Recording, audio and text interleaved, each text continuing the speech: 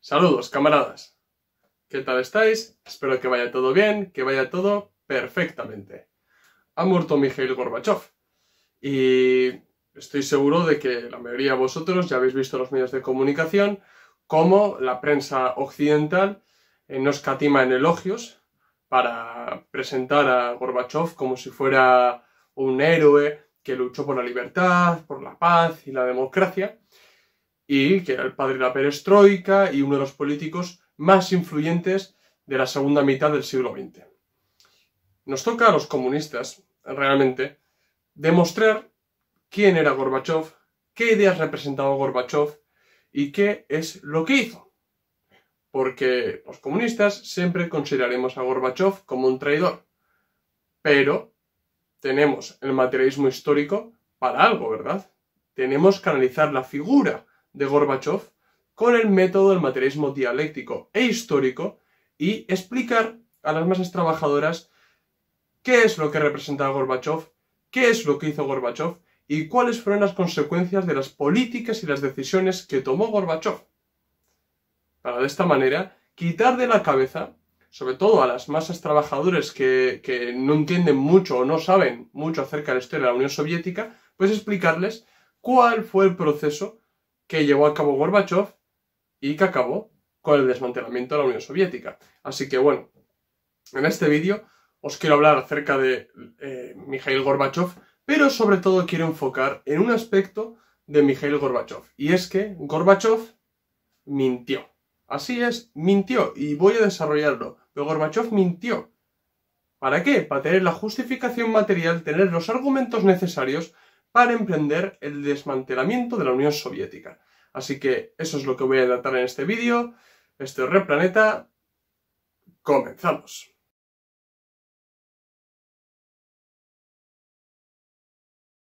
Bueno, desde que se anunció la muerte de Gorbachev, la prensa, ya sea occidental o bueno, de Rusia o bueno, de cualquier país, ha hecho distintos análisis acerca de Gorbachev y bueno, no hay nada más que ver qué análisis ha hecho la prensa libre, la prensa occidental acerca de Gorbachev, ¿no? Presentándolo como el salvador de Rusia, por la paz, por la democracia, por la libertad, y presentándolo como uno de los políticos más influyentes de mediados del siglo pasado, ¿no? De la segunda mitad del siglo pasado. Y que sus políticas, que fueron la glasnost y la perestroika, sirvieron realmente para traer la democracia a la Unión Soviética. Y bueno, yo creo que ya después de tantos años todos sabemos en qué dirección iban las políticas económicas y las políticas en general de Gorbachev y su camarilla burocrática, ¿no? Y nos toca a los comunistas demostrar a la masa trabajadora que Gorbachev no tenía ninguna intención de ser el salvador de la democracia, el que iba a traer la libertad a la Unión Soviética, el que quería un socialismo de rostro humano. No. Eso es mentira. Eso es mentira, y luego demostraré que es mentira las cosas que dijo Gorbachev. Y hablaré también acerca de otros aristas muy importantes, porque no fue solamente Gorbachev, sino que había toda una camarilla detrás de Gorbachev y sobre todo el apoyo de los angloamericanos, concretamente Reagan y Thatcher. Pues eso no se puede dejar de lado, porque es que si no, no se puede entender el desmantelamiento de la Unión Soviética. ¿De acuerdo? Entonces, por ahí quiero enfocar este vídeo. Antes de nada, quiero recomendar 3 lecturas sumamente importantes, que son Génesis, vida y destrucción de la Unión Soviética, de Jaime Canales Garrido, que por cierto, tengo una entrevista al autor en el canal. Enfocamos un poco en Stalin, también hablamos de este libro, pero lo enfocamos un poco en su libro Stalin el líder, que bueno, también os lo recomiendo, lo tengo, ahí está. Pero bueno, un libro muy bueno para entender Génesis, la vida y la destrucción de la Unión Soviética, tal como dice el título, ¿no? Un libro que os lo recomiendo enormemente. El socialismo traicionado, de Roger Kiran y Thomas Kenny. Otro libro que lo recomiendo enormemente para entender la traición que cometieron Gorbachev y todos sus acólitos, ¿no?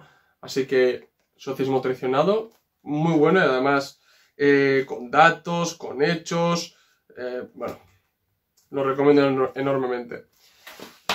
Perestroika, el completo colapso del revisionismo, de Harpal Brar, secretario general del Partido Comunista de Gran Bretaña, marxista-leninista, que también tengo una entrevista no a Harpal Brar, pero sí a Yarrul en el canal, en el que hablamos también de este libro. Y también lo recomiendo porque se ve realmente todos los hechos que marcaron a los últimos años de la Unión Soviética y qué fue realmente las políticas económicas que adoptó Gorbachov. Y luego, el siguiente no es un libro, es más una investigación académica, que no lo tengo en físico, pero se puede encontrar en digital, que es qué le pasó a la Unión Soviética de Kara-Murza. Y bueno, sé que algunos de estos libros que he recomendado se pueden leer gratuitamente en internet, así que bueno, las que tengan enlace os lo juntaré en la descripción del vídeo.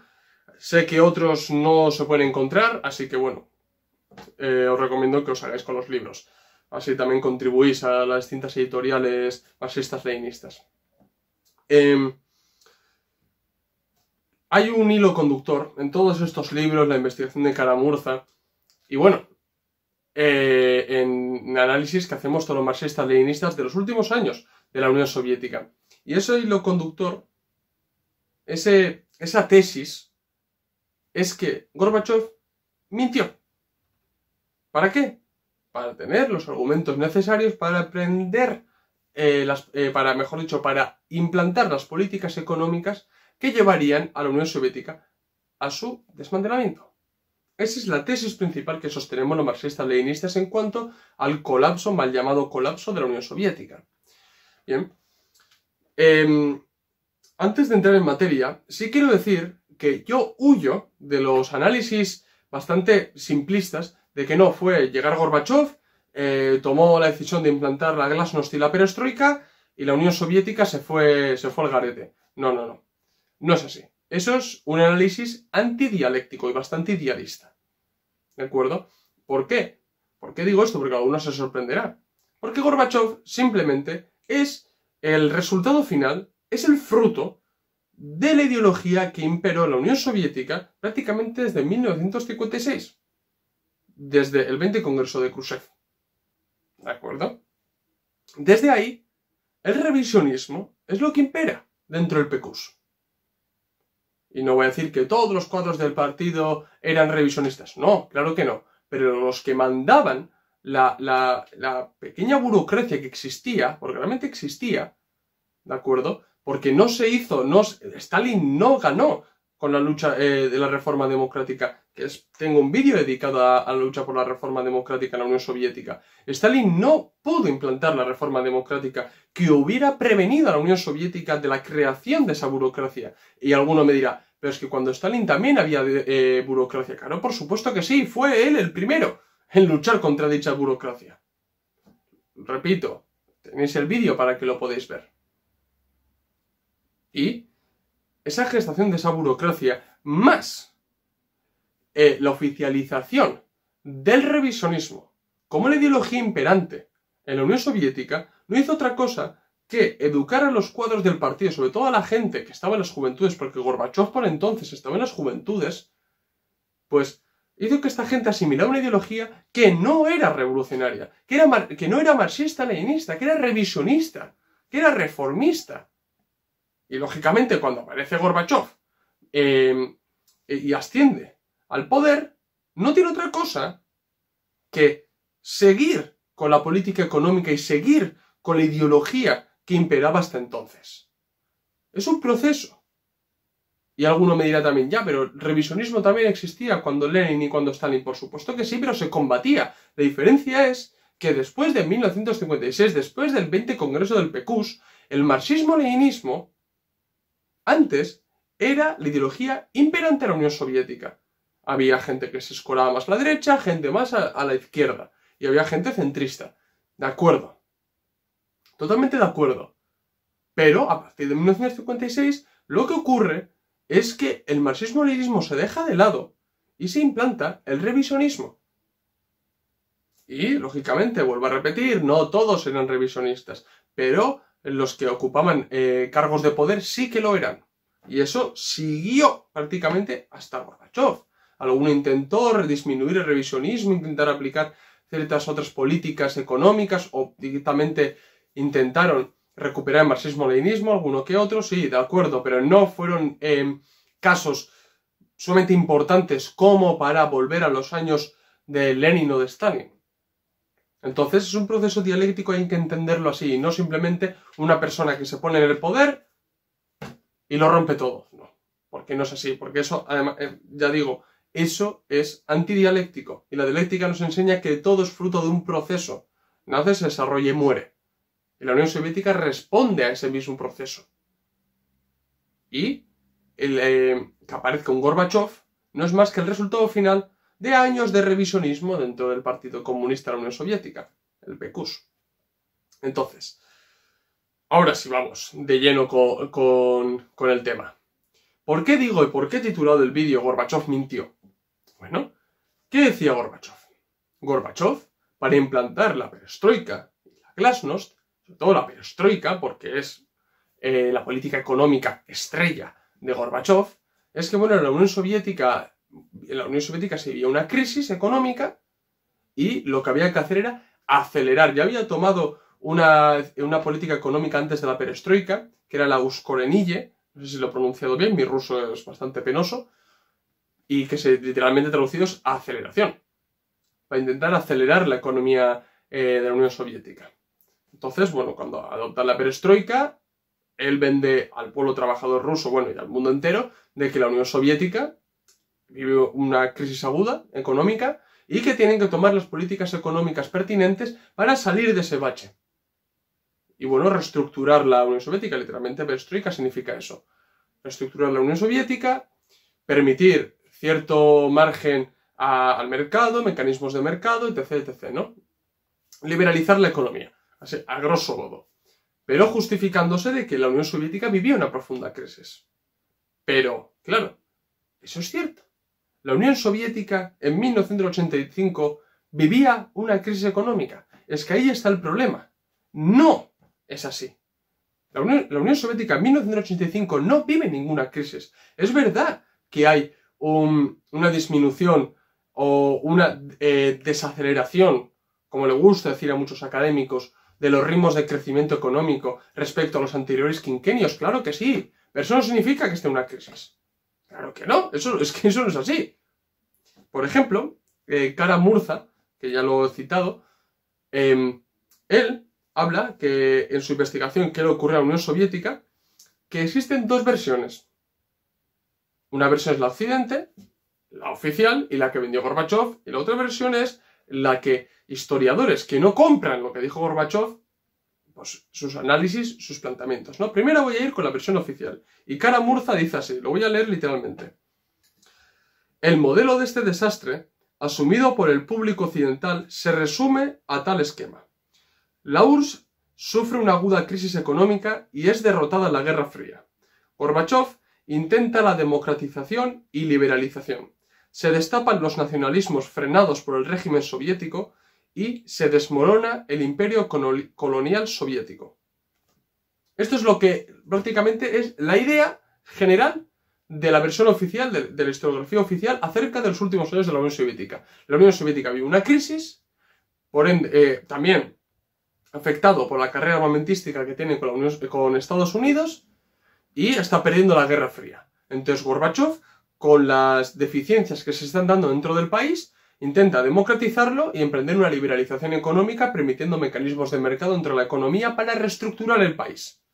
Esto es lo que hay, ¿no? ¿Qué es lo que ocurre? Que la crisis se recrudece, la crisis va más, y al final hay una inestabilidad política y social que acaba con el desmantelamiento de la Unión Soviética y, como no, con la derrota de la Unión Soviética en la Guerra Fría.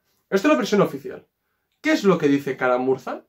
¿Cuál es su análisis? Bueno, este es, y lo leo también tal cual. Influyentes sectores de la URSS, incluida una parte de la cúpula del PQS, asumen como misión trascendental y social la destrucción del imperio del mal y su régimen totalitario. Recordad que Ronald Reagan describió como el imperio del mal. Por medio de todo el poder establecido, se inicia la revolución desde arriba, respaldada plenamente y con todos los medios por Occidente. Como instrumento de destrucción, se crea la aguda crisis económica y se promueven con los conflictos en todos los cortes de la sociedad. La crisis se agrava con una serie de provocaciones bien sincronizadas, se vuelve sistémica y culmina en la disolución de la URSS por decisión del grupo gobernante. Según este esquema, no hubo errores importantes y los dirigentes de la revolución pueden estar agradecidos por el ahorro de sangre. Pero tenemos alrededor de 300.000 víctimas, unos 3 millones de refugiados y una creciente tensión cuya manera de explotar, en principio, imposible de pronosticar. Kara-Murza lo que viene a decir es que realmente hay un golpe dado desde arriba, una especie de revolución, yo le llamaría contrarrevolución que viene desde arriba, en el que no hacen otra cosa que agudizar, que crear las condiciones materiales con la perestroika y con la glasnost para que haya una crisis de verdad. Ese es el problema. La crisis la crean con sus políticas económicas. Había una desaceleración. Los indicadores económicos no eran tan buenos como los anteriores quinquenios. De acuerdo. Pero eso no significa que había una crisis. La crisis la crearon ellos con sus políticas económicas. Y con Gorbachov a la cabeza. Entonces, ellos crean esa crisis y no hacen otra cosa que provocar una inestabilidad política y social. La Unión Soviética, con la glasnost sobre todo, dando voz a liberales como Boris Yeltsin, abiertos anticomunistas, empiezan a entrar los medios de comunicación auténticos mercenarios del capital, y entonces no hacen otra cosa que el anticomunismo coge fuerza a la Unión Soviética, los nacionalismos también cogen fuerza a la Unión Soviética, y al final sí que hay una crisis económica, política y social que acaba con el desmantelamiento de la Unión Soviética. Pero es que eso es lo importante. Entonces, Gorbachov implanta la perestroika y la glasnost, ¿de acuerdo? Perestroika en el ámbito económico, reestructuración, y la glasnost, transparencia en el término político. Bien, libertad política, multipartidismo, los medios de comunicación pueden estar, por ejemplo, periodistas occidentales, periodistas abiertamente anticomunistas, etc., etc., ¿no? Pero vamos realmente a lo que dice Kara-Murza de que ellos mismos crean la crisis. Entonces, para observar si Gorbachov hizo bien implantando la perestroika o hizo mal, o mejor dicho, si Gorbachov tenía la justificación material, las condiciones que existían en aquellos años de mandar una perestroika o no. Es decir, si había una crisis o no. Y para eso tenemos que mirar los indicadores económicos de aquellos años, ¿no? Primero, he recogido una cita de Sverevin Bialer, no sé si lo he dicho bien, que es uno de los sovietólogos más importantes de la Universidad de Columbia, pues dijo lo siguiente en 1982, y lo voy a leer tal cual.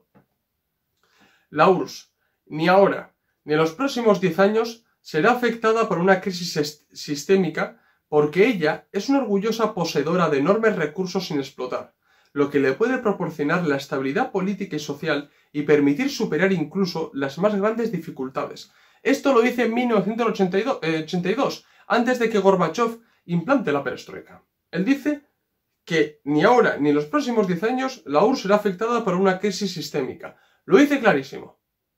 ¿Cómo puede ser que haya una crisis después? Bien, vamos a los datos. Entre 1980 y 1985, la renta nacional creció 16,5%, el volumen de producción industrial al 20%, la agricultura al 11%, y el ritmo de crecimiento era del 3,5% por año. Para que os hagáis una idea, el de Estados Unidos en aquellos años era del 2,6%. Bien. Repito, es verdad que comparado con los anteriores quinquenios, sí hay una disminución en la economía, los datos macroeconómicos. Eso sí es cierto. ¿Vale? Sí hay una disminución, hay una reducción, una desaceleración, como prefiráis decirlo, de los indicadores económicos, sobre todo macroeconómicos, respecto a los anteriores quinquenios de la Unión Soviética. Pero si comparamos los datos de la Unión Soviética con los de los países capitalistas en el mismo año, exceptuando Japón, la Unión Soviética superaba a todos los demás. Vaya crisis. Bien. Más datos. Entre 1966 y 1985, la renta o el ingreso nacional del país aumentó 4 veces. La producción industrial, 5 veces. Los activos fijos, 7 veces. y los ingresos reales de la población aumentaron a ritmos aproximados a la productividad del trabajo social, que lo hizo 3,2 veces. El volumen de producción de mercaderías de amplio consumo tuvo un incremento per cápita de 3 veces. Esto todo lo he sacado del libro de Jaime Canales Garrido, Génesis, vida y destrucción de la Unión Soviética, ¿de acuerdo?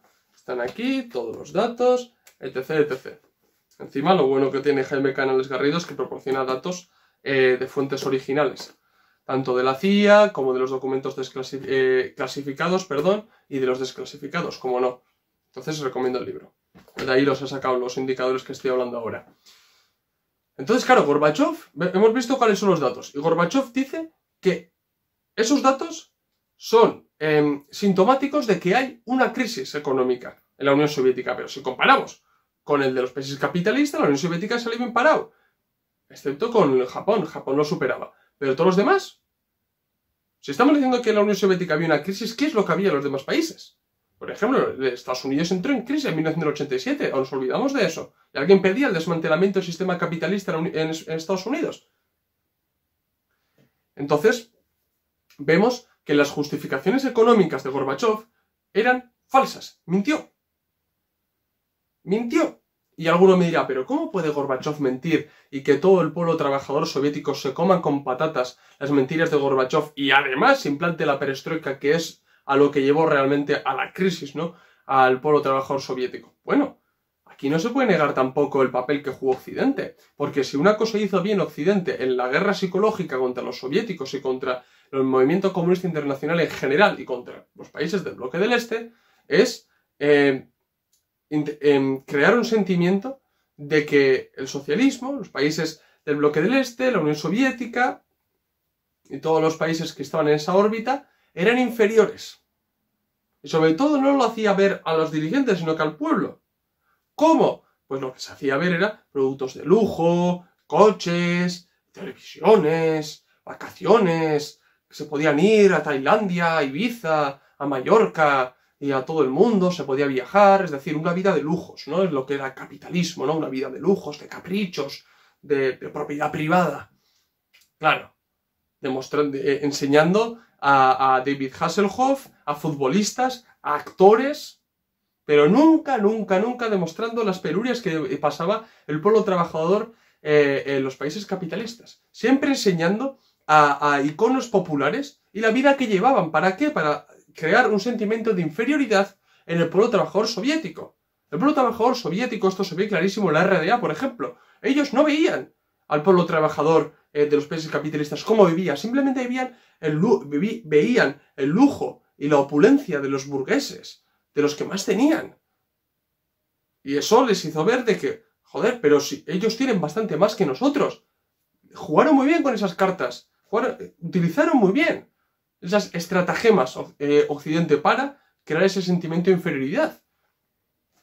Otra de las cosas es que, por ejemplo, cuando se habla de escasez y demás, claro, aquí Jaime Canales Garrido lo dice muy bien. Que...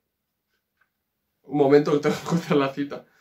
De lo que consiguió Occidente no era tanto acabar con la Unión Soviética política y económicamente, sino implosionarla desde dentro, haciendo, pues, con todas sus estratagemas y utilizando la práctica de occidentalizar al pueblo trabajador de la Unión Soviética. Eso fue clave. Bien, por ejemplo, lo que decía, en cuanto al déficit de mercancías, etc., etc., que había escasez y demás, Jaime Canales Garrido dice lo siguiente, que el déficit de mercancías no estaba condicionado por los volúmenes de producción, sino por el rápido crecimiento de la demanda de los consumidores. Lo que de partida nos da cuenta de la acentuación de la tendencia al consumismo y la existencia circulante suficiente en manos de la población. Claro, esto, sobre todo en los jóvenes, esto es muy importante. Ese modo de vida occidental, de consumismo, fue metido en la cabeza de los más jóvenes. ¿Para qué? Para que la producción de productos de consumo, de bienes de consumo, la Unión Soviética acabara desbordada en ese sentido, porque la demanda aumentó rápidamente, influido por el consumismo occidental. Es decir, jugaron muy bien con occidentalizar la Unión Soviética. Era o ellos acababan marcando la pauta del modus vivendi en el mundo, o el Occidente marcaba el modus vivendi a la Unión Soviética. Y ya vemos lo que pasó. Bien, lo que hay que entender es que los datos que presentó la URSS en 1985 no eran malos. En comparación con los países capitalistas, no eran malos. En comparación con los anteriores quinquenios, sí eran malos. Pero eso no es un síntoma de que la Unión Soviética estaba entrando en una recesión económica. Es que no lo era. Y menos aún para adoptar una política económica como era la perestroika. Entonces Gorbachov mintió, claro que mintió. Y mintió sin pestañear, además. Bien, ahora vamos a ir un poco a hablar de los distintos aristas, porque no solamente Gorbachov, sino que hay personajes por detrás que influyeron enormemente en el desmantelamiento de la Unión Soviética. Una cosa que quiero decir es que Gorbachov ya era el elegido de Occidente mucho antes de que llegara al poder. Bien, por ejemplo, Thatcher, que es sospechosa de ser comunista, ¿no?, dijo lo siguiente en su discurso que ofreció en Houston. Mira, literalmente lo voy a leer, ¿eh? Por desgracia, y pese a todos nuestros esfuerzos, durante largo tiempo la situación política en la URSS seguía siendo estable. Teníamos una situación complicada. Sin embargo, al poco tiempo nos llegó una información sobre el pronto fallecimiento del líder soviético, se refiere a Andropov, y la posibilidad de la llegada al poder, con nuestra ayuda, de una persona gracias a la cual podríamos realizar nuestras intenciones en esta esfera. Esa persona era Mikhail Gorbachov, a quien nuestros expertos calificaban como una persona imprudente, sugestionable y muy ambiciosa. Él tenía buenas relaciones con la mayoría de la élite política soviética y por eso su llegada al poder con nuestra ayuda fue posible. Margaret Thatcher sabía muy claro que Gorbachov era el elegido. Y hay un hecho clave que lo protagonizan Thatcher, Gorbachov y Yakovlev, este personaje nefasto de la historia de la Unión Soviética, que acaba empujando a Gorbachov a tomar las decisiones que tomó. Estaba por detrás, el hombre que estaba en la sombra, bueno, no tanto en la sombra, pero sí, porque Gorbachov es el que nos viene a todos en la cabeza, pero Yakovlev tiene también su historia. Pues en 1984, estos tres personajes, Thatcher, Gorbachov y Yakovlev, se reunieron en el Downing Street de Londres para, preparar el terreno para la subida al poder de Gorbachov. O sea, esto es muy importante. Ahí empiezan a tejer todos los tejemanejes para empezar con el desmantelamiento de la Unión Soviética y con la manipulación de la que os he hablado, que es mentir acerca de la situación política y económica de la Unión Soviética para emprender la perestroika y la glasnost, crear una crisis real que no había y de ahí provocar el desmantelamiento de la URSS.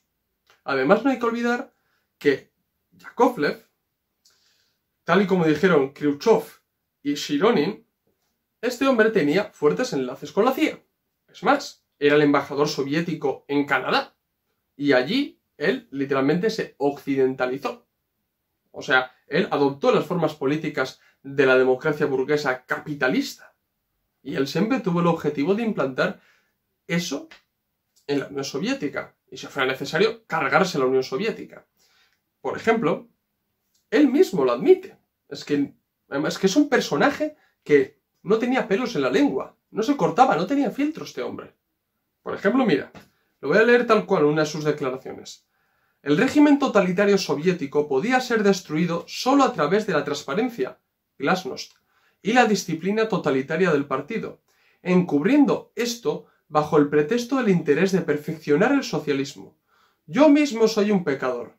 No solo usé la astucia una vez. Hablaba sobre la renovación del socialismo, pero muy bien sabía hacia dónde marchaba la cosa. Esta frase que acabo de leer, lo podía decir tranquilamente Reagan, Thatcher o cualquier anticomunista. No, lo dice un miembro del Partido Comunista de la Unión Soviética, el embajador soviético en Canadá.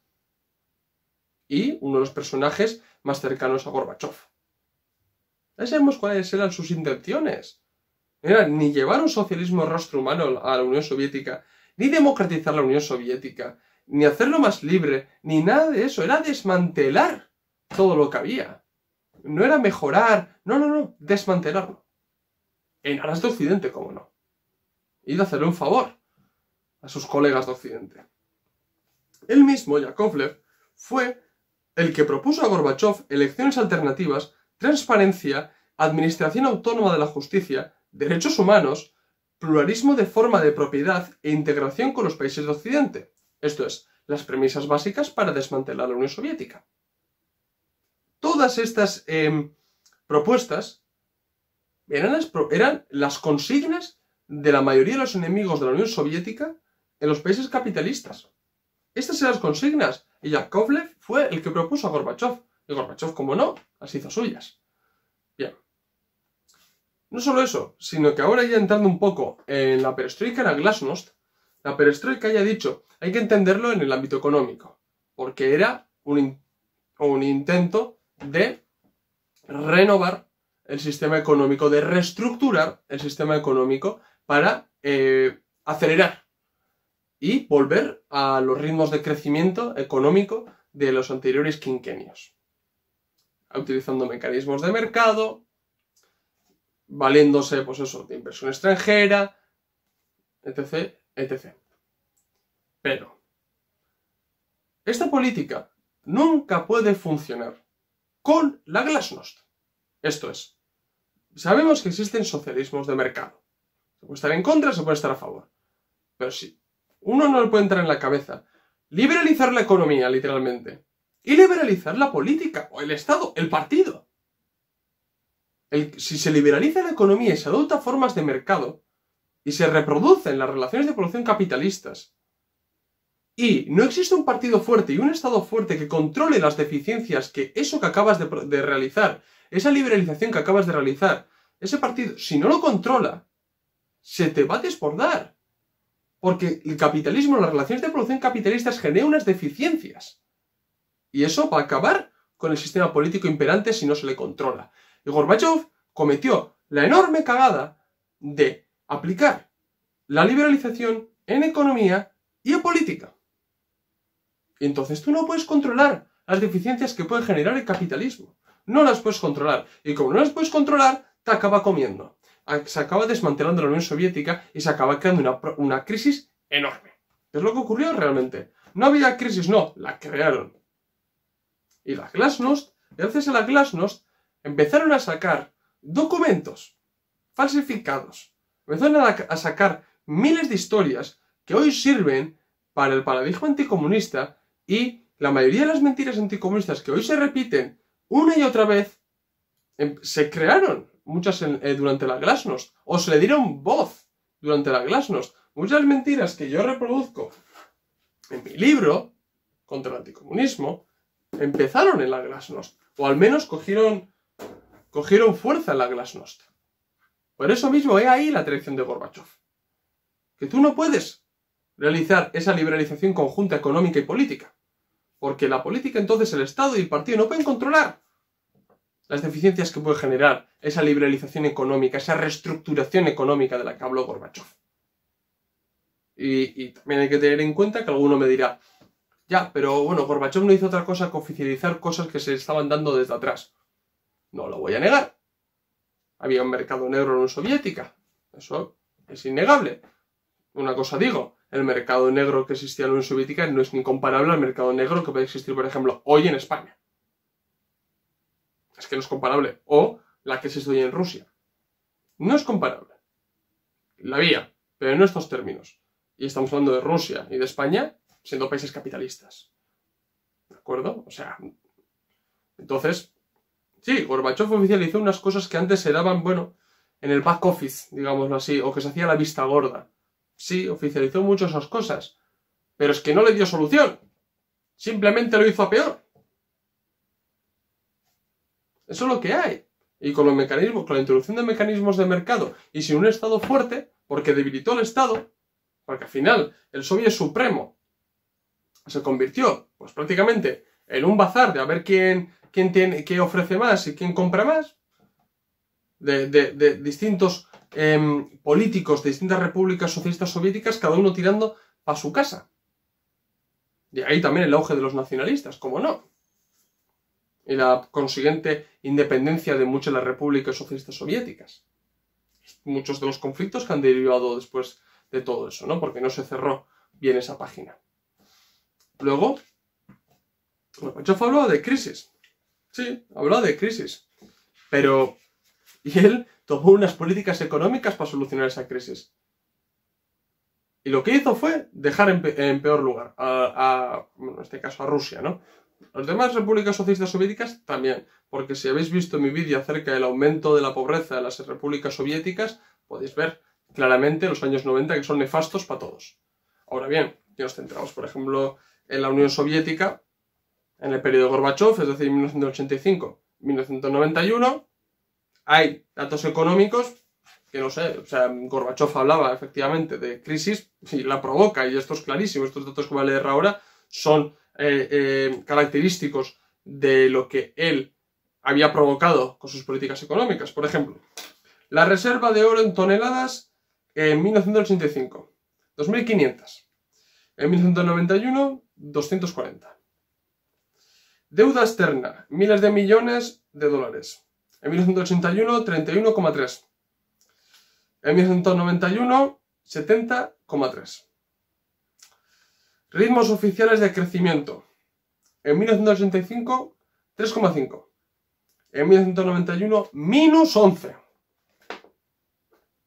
Gorbachev, ¿de qué estamos hablando?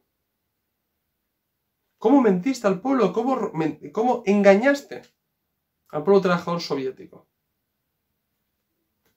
Porque claro, hablaste de una crisis y dejaste peor. Fue peor el remedio que la enfermedad, como se suele decir. Y claro, no solamente eso, sino que hay otros hechos que hay que recalcar con Gorbachev. Por ejemplo, el referéndum de la Unión Soviética, de esto no se habla, ¿no? El pueblo soviético quería que se acabara con el Estado soviético, con la Unión Soviética, ¿no? El pueblo soviético lo quería. No lo quería. Se hizo un referéndum. Y el que se mantuviera la Unión Soviética ganó con más del 70%. ¡70%! Y aún así, desmantelaron la Unión Soviética. Acabaron desmantelando. Contra la voluntad del pueblo. Tanto demócrata y tanto liberal que se llena la boca de estas cosas y violaron la voluntad del pueblo. ¿Dónde está la democracia ahí? ¿Dónde está? Y lógicamente el pueblo, ciertos sectores de la KGB, ciertos políticos de lo que llamaban la rama dura del partido y segmentos de la población dieron un golpe de Estado. Literalmente dieron un golpe de Estado. Gorbachev fue detenido en Crimea. Y luego hay Occidente, Boris Yeltsin, etc., pues no proliferó el golpe de Estado. Pero porque estaba todo desorganizado y porque esos mismos también que pertenecían a la rama dura, también, tenían sus cosas. Por ejemplo, ellos admitieron que no iban a acabar con la perestroika, pero que, iban a intentar controlarla, ¿no? Pero claro, tampoco era ninguna garantía de nada. Que la Unión Soviética no se hubiera desmantelado, pues igual se hubiera desmantelado 10 años más tarde. O igual no. Ojalá que no. Pero tampoco había ninguna garantía. El golpe de Estado no prosperó. Pero era claro que el golpe de Estado, las acciones de Boris Yeltsin y todo esto no hizo otra cosa que crear una inestabilidad política enorme, sumado a los datos económicos. Ya os digo, la Unión Soviética en 1991 crecía al menos 11%. Eso sí era una crisis. De ahí el desmantelamiento. Y cuidado, porque ahí no acaba la cosa. Porque en 1993 hay otro golpe por parte del pueblo. Hay una resistencia por parte del pueblo por todas las burradas que está realizando Boris Yeltsin. Porque si Boris Yeltsin tiene algo, es que no era otra cosa que un lameculos de Estados Unidos. Es que es así.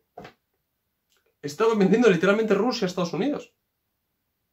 Y bueno, y el pueblo ya hasta aquí, hasta arriba, pues lo que hizo realmente fue levantarse, porque vieron que todas las cosas que habían vendido Gorbachev, Yeltsin y compañía eran mentira.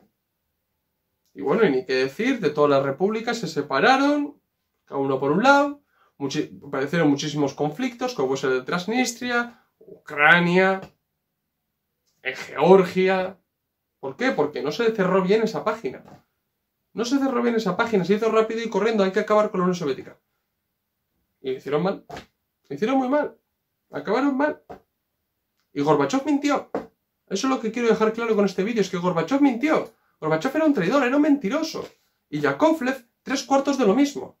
Pero hay que entender es que todo se debe a un proceso dialéctico. No es que aparece un señor y dice, fuera la Unión Soviética. No. Eso viene, esa actitud que toma Gorbachev viene determinado por una política y una ideología imperante desde hace varios años en la Unión Soviética.